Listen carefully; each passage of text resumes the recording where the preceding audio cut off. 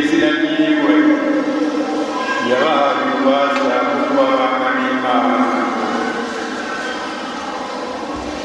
Bavukanye na Kristo mwese dusangiye kwemera, bakunzi b'Imana mwese nkunda, tumurikiwe n'ijambo ry'Imana, turekuriranire zimbata zisangira umutima, soko y'iterambere. Umunsi mukuru wa Noheli nta muntu n'umwe atawuzi, n'abapagani barazi ibihe byabo kandi barifatanya n'abakristo mu kanyamuneza uwo munsi mukuru. Mugabo bose ntibawukuraho akunguko kangana. Kuva kera hose Imana yarashikirije ijambo basokuru mu bihe byinshi no mu buryo bwinshi iciye ku bahanuzi. None muri iyi minsi y'imperuka naho yadushikirije ijambo iciye ku mwana wayo, yagize samuragwa w'ibintu byose, we bafatanije kurema isi. Ntacyo Imana itagize ngo tuyimenye, ariko yahemutse iturungikiye umwana wayo ngo iryo jambo rya kera ridushikire riciye kuri we, kuko ari umwakaka w'uburinazwa bwayo, akaba akaranga kayo bwite.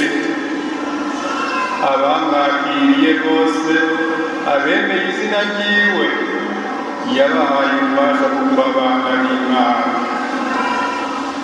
Noheli rero itwibutsa ivuka ry'umucunguzi wacu Yesu Kristo.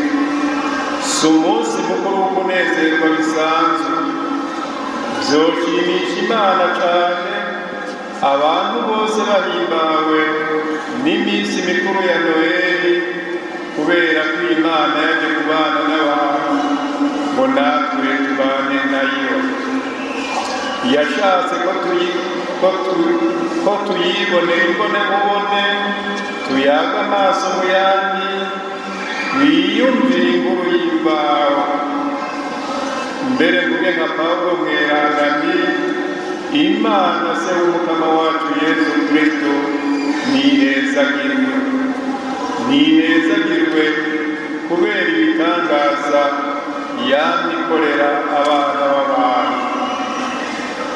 Uwo mucunguzi yatuvukiye agenza ati: abungere bamaze kumva iyo nkuru nziza, baciye bagenda i Betelehemu, bahasanga Mariya na Yosefu n'akayoya karyamye mu bwato bw'imbwa kandi koroshe ubushambara.